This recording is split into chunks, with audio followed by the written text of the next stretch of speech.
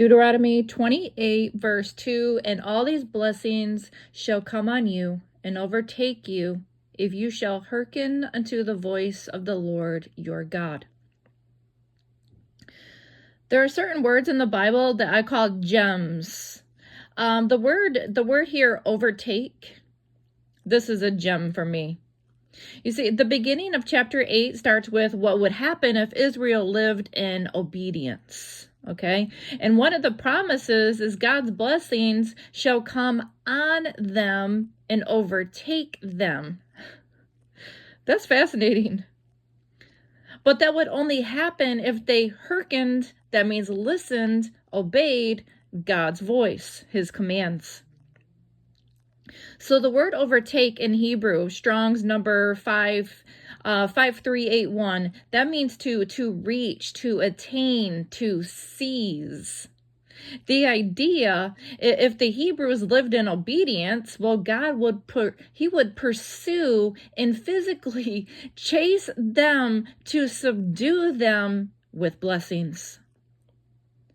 Why this word stuck out is because most of the time in the Old Testament, you see the word overtake. It has to do with like military action to conquer an enemy. Or as Paul says, brethren, we are not of the darkness. We're not in the darkness, that day should not overtake us as a thief. But here in 28 verse 2, overtake is in a good sense, one of the only places in the Bible. Quite simply, it's this. You can either be overtaken by the devil, by deception, by darkness, or by God's wrath, or you could be overtaken, physically chased down by God to be blessed. Picture this.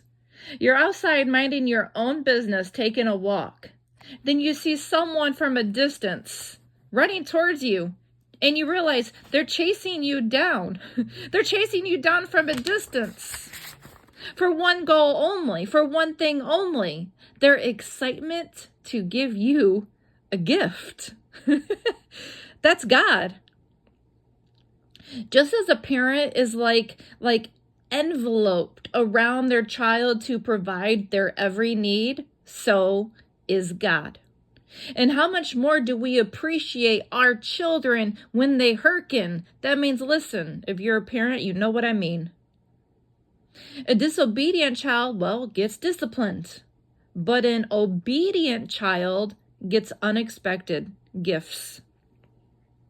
So, just like in obedient Israel, okay, you too, this goes for Christians also, you too can be trapped by God's blessings. How amazing to be overtaken, trapped by God's love as his obedient servants.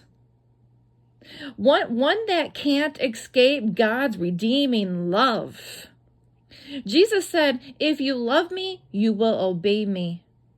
Today, people think blessings is only money and good health and material items. The biblical, and that is a blessing, yes, but the biblical real blessings is one who only finds it a blessing to have salvation and be a vessel and a lighthouse for the lost. So when someone says like, how are you blessed? The first thing they think of is their family, their house, and their job. Look, we are not blessed just for things. We are blessed to serve God. So my answer with how am I blessed is, well, I get to be used by God. I am his servant. He is my master.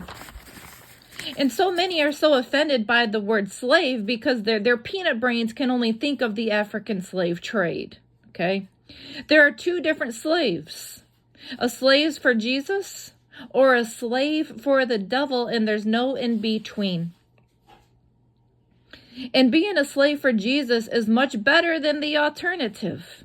So, you can either be overtaken by God's blessings by serving him and being obedient, or you can be overtaken by the devil and stuck in bondage to him instead. Who is your master? God or sin? Your spirit or your flesh? What do you obey? Who do you obey? Your actions will show who you are overtaken by. We have free will, and the choice is yours.